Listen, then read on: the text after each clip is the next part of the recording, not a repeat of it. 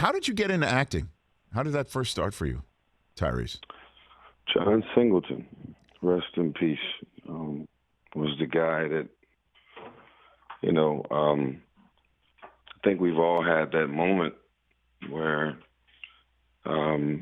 we either see something, we're exposed to something, or someone says something and they're like, I see something in you that you may not see in yourself. Mm-hmm.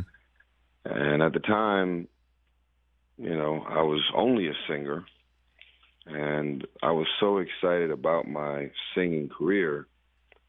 The last thing I wanted to do was act. And, they always say, if you want to make God laugh, tell him your plans.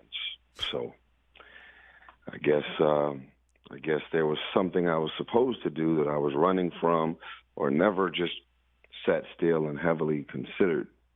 And John Singleton literally chased me for 5 years and just kept saying, you're going to be an actor. I'm going to put you in a movie. And he did that to so many people, from Ice Cube to Nia Long to you name it, Morris Chestnut.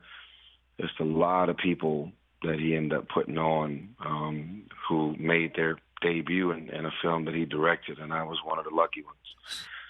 So fast forward, as I get this call about Dangerous, on the other side of him passing away, coming up on 3 years now, when I book movies, it feels different now because he would always be the first person I would call. Oh, boy. And I would call him throughout the shoot or just talk to him about, we got to do this scene, man, any advice? He was constantly mentoring me. And, you never miss a good thing till it's gone. But, yeah, this Dangerous movie is something, man.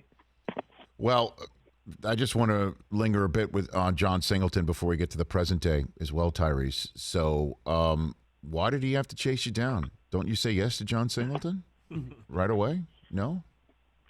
I knew who he was, but this might sound ghetto as hell, might be crazy. Sure.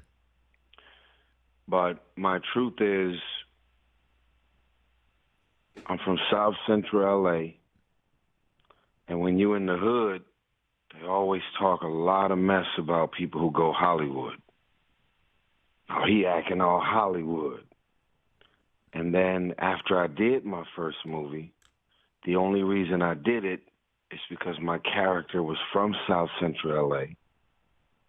It was a ghetto classic.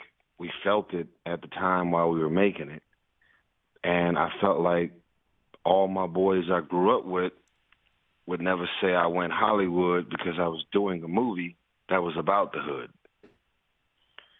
And then later on, as I got into the industry, I realized that Hollywood is not a career. It's a personality type. When people are arrogant, cocky, act like they're bigger and better than everybody, their nose is up in the air. He acting all Hollywood was something that they could say about anybody. You could be in real estate, you can be a thousandaire, a millionaire, and if you start acting brand new, bougie, or out of touch, then that's a personality type that they call Hollywood. So it was the stupidest thing in the world. Like, I ain't never finna do no movie. They ain't finna call me Hollywood. But that was my reason.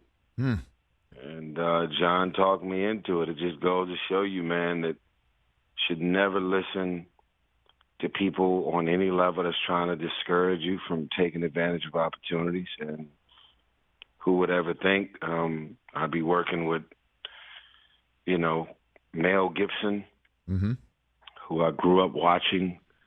Ever since I seen Passion of the Christ, I just was like, man, one day I just hope to share the screen with this man, and here we are. I work with Kevin Durand. Yes, sir. We did a film called Legion. Me, him, and Dennis Quaid. So it was cool to reconnect with him. And I work with Scott Eastwood as well on Fast 8. So, yeah, it was. It felt like a bit of a homecoming, and it was a moment. You know, my last name is Gibson. His last name is Gibson. Yes, that's right. It's pretty cool. Pair of Gibsons, no doubt about that. Tyrese Gibson here on the Rich Eisen Show. What did you like about Dangerous? What do you like? What should we be looking forward to seeing in this one? I mean, you know, the gist of the movie is Scott Eastwood is trying to get to the bottom of who killed his brother. And he's literally a sociopath who has to take medicine because he just doesn't. He's a sociopath, and you know, he just kind of goes through this whole movie on this journey trying to get to the bottom of who killed his brother. And I can't give the whole movie away, but right. it's one of them thrillers trying to avenge his brother's death. It's something crazy. Hey, you watched all the way to the end. Thanks for that. Watch more right here.